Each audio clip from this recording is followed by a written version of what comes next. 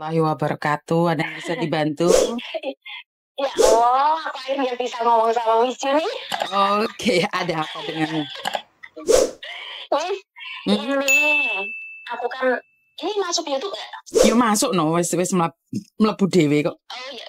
Kenapa sih? Ya, gini, aku nggak nyebutin nama, aku nggak nyebutin apa ya, Miss ya. Iya, Sen. Kan gini ceritanya, aku tuh Hong Kong dulu 7 tahun, Miss. Nah, aku pulang ke Indo, terus 1 tahun, ya sekitar 8 bulan di rumah, terus aku sekarang berangkat lagi.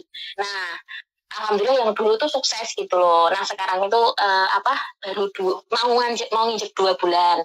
1 bulan berapa ya? 14 hari. Jadi 1 bulan setengah ya. Nah habis itu aku tuh nggak tahu, aku waktunya tuh nggak salah apa-apa sama majikan yang aku rasa gitu. Nah dari gitu tiba-tiba tuh majikan tuh notice aku bilang sama agensi, katanya aku tuh selalu bertanya, padahal kalau di rumah itu aku tuh nggak pernah tanya majikan, kecuali kalau pagi cosan dadai lesong ya kayak gitu doang. Terus kalau siang dia nggak di rumah sampai jam 7 malam. Nah kalau dia pulang aku tanya, dadai ya udah makan belum, ya mau sih gitu. Aku mau nawarin dia makan, mau masak apa, udah itu aja dong. Tapi ngadunya sama agent katanya tuh aku sering nanya dia, sering nanya kemana gitu, padahal aku nggak rumah kayak gitu loh. Intinya ya notice aku tuh tanpa alasan yang jelas, agent juga ngomong gitu. Nah pertanyaannya gini nih, selama aku di sini dia itu cuma belikan makanan cuma 2 kali gitu loh. Dan aku catat semua tanggalnya, aku dibelikan apa aku catat. Aku tanya agensi, Cece gimana ini kok nggak ngasih makan, karena makanan yang di kulkas itu kalau aku tanya mau ngambil nggak boleh, kan itu khusus dia. Nah ya udah aku tanya agensi bilang, saya kamu bilang aja sama majikanmu suruh beri makan buat kamu hari-hari di rumah, karena dia nggak pernah di rumah. Ya udah aku ngomong, terus dia tuh tambah marah gitu loh, Miss, kalau diminta makan. Akhirnya setiap minggu aku tuh beli sendiri gitu loh. Nah beli sendiri, pokoknya kalau 1 minggu tuh aku minggu libur aku beli, kadang habis 150 buat 1 minggu aku hidup gitu loh, Miss.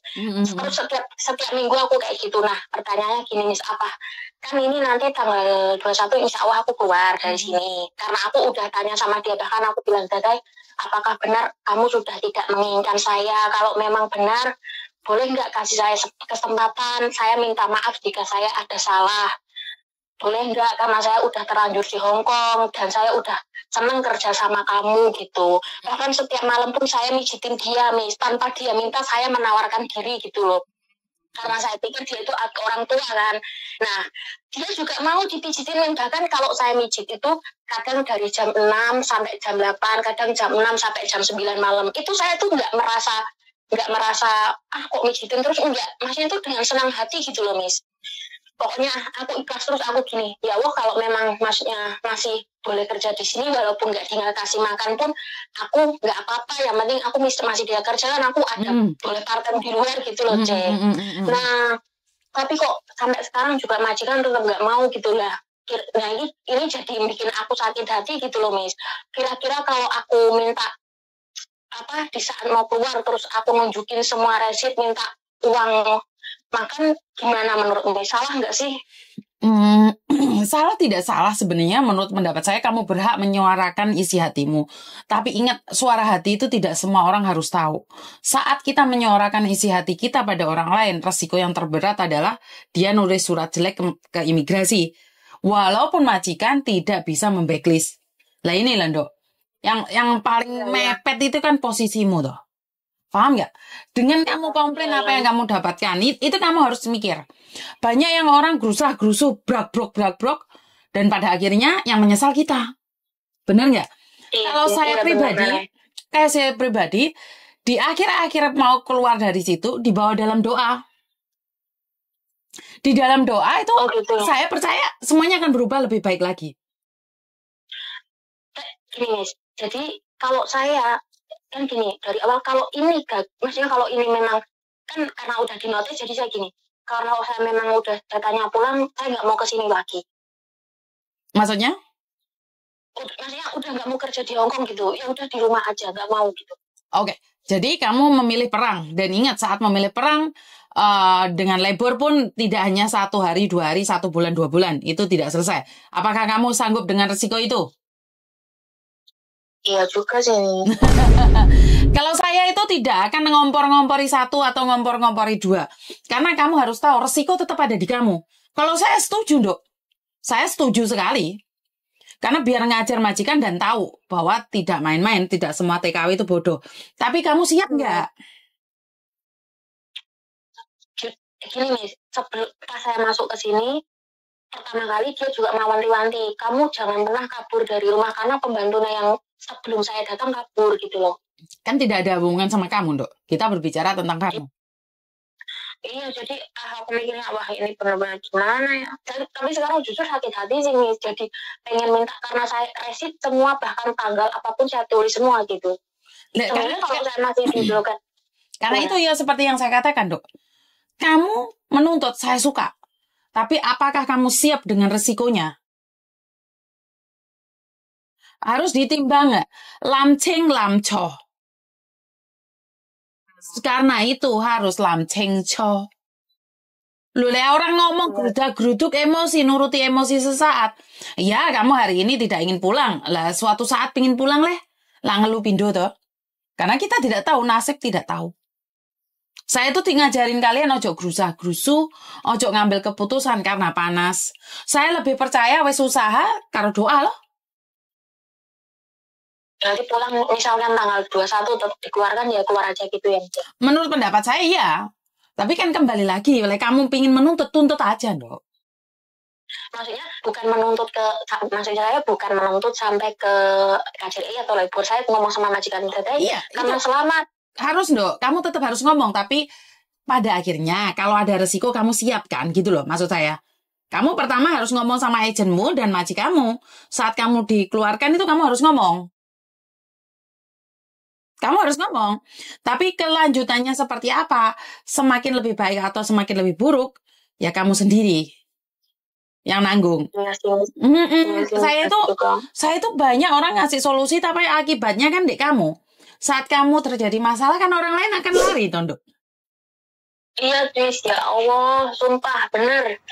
Enggak, waktu dulu aja saya banyak misalnya bisa dibilang sukses, pada ngutang semua, Miss. Ya saya enggak tegaan, ada giliran saya lagi susah. Kan kemarin saya kan enggak dikasih wifi gitu, saya kan mau pinjam temen, kan minggu mau tak kasih gitu, mau pinjam pulsa aja. Ya Allah, ini pada udah kenal deket, diblokir loh, Miss. Ya Allah. Itu udah wajar, sayang. Saat kamu sukses tidak ada orang yang tidak mengakuimu, semua saudaramu. Giliran kamu gagal, curut melayu, Dok. Iya sih, benar. Jadi sakit hati. Dan satu lagi, sakit hati itu bisa mengurangi rezeki. Iya sih, gini. Iya, saya benar-benar mencoba untuk ikhlas, tapi giliran pas saya ngomong keduanya benar-benar masih mau kerja, terus dia nolak dengan alasan katanya saya selalu tanya mau kemana itu. Ya, jadi saya waduh. Sakit hatinya tuh tambah makin tumbuh gitu loh. Oke, karena gini loh, ada satu hal yang sesuatu kadang-kadang kamu sadari. Ini boleh saya cerita sedikit ya. Dulu saya itu pernah punya pembantu. Oke, pembantu saya juga orang Indonesia dan suami saya itu paling tidak suka bisa bilang pakwa. Sebenarnya kamu nggak pakwan, rumah aku loh, itu tidak pakwa, care. Peduli menurut saya. Tapi bagi orang Hong Kong kan itu namanya ngeruat-ngeruatin, Dok. Kayak anakku kok lecu kayak timfana. Nadanya bagus. Tapi mereka nggak suka, sayang. Iya, masalahnya itu saya tuh nggak pernah tanya itu. Tapi bohongnya dia ke agensi katanya saya tanya itu gitu. Padahal saya nggak pernah tanya, dia mau pergi aja. Saya intinya buka pintu bilang baba dadai gitu aja udah. Tapi dia mempermasalahkan. Apa? Tapi dia mempermasalahkan itu. Saya tidak pernah tanya, Miss. Dari pertama saya datang, saya tuh udah tahu orang Hongkong kayak gimana gitu loh. Dan alhamdulillah udah lama di sini. Saya itu cuma tanya ketika sarapan pagi, mau makan malam itu doang. Ketemu cuma itu doang. Terus kalau saya mijit, kalau dia nggak ngomong sama sekali, saya juga nggak pernah tanya ataupun ngomong apapun. saya diem 2 jam mijit, 3 jam mijit juga saya diem, tapi dia bohong sama agensi juga nggak percaya gitu loh, Miss. Sebenarnya agensinya juga membelamu ya, Nduk ya? Iya, agensi membela saya. Bahkan agensi nyuruh saya bilang gini, agensi, gimana nih saya nggak apa-apa beli sendiri, tapi saya belum gajian. Sampai agensi gini, kamu punya kenalan parten nggak? Kalau mau parten nggak apa-apa parten, tapi hati-hati. Ya udah saya parten, saya dapat nih. Akhirnya duit parten itu buat apa? Buat makan saya kalau minggu habis mau pulang saya belanja dulu, saya beli dulu kayak gitu. Nah, terus agensi bilang, kamu tulis jangan buang resitnya, nanti di saat mau keluar kamu kasih ke dia, nanti biar dia telepon aku, nanti aku ngomong sama dia gitu loh, Miss. Lah agenmu bagus itu loh, Nduk. Ya coba bicara. Iya, aku minta pendapatnya Miss dulu loh ini. Oh bukan, karena saya tidak tahu agenmu setanggung jawab seperti itu. Berarti kan dia harus membantumu berbicara dong. Lah ya bagus loh. Iya. Bahkan dia manti-manti ngasih apa, majikan ngasih makan apa, ditulis tanggalnya, terus ditulis itu barangnya berapa, terus buat makan berapa hari gitu loh, Miss. Cuma ngasih makan cuma 2 kali tok gitu loh. Oke loh. Ini menurut saya pribadi sangat bagus sekali loh. Ya coba kamu. Berarti kalau kayak buka suara berarti nggak apa-apa gitu ya, Miss ya? Iya. Menurut saya setuju. Kalau agenmu membantu kayak gitu seneng malah, Nduk.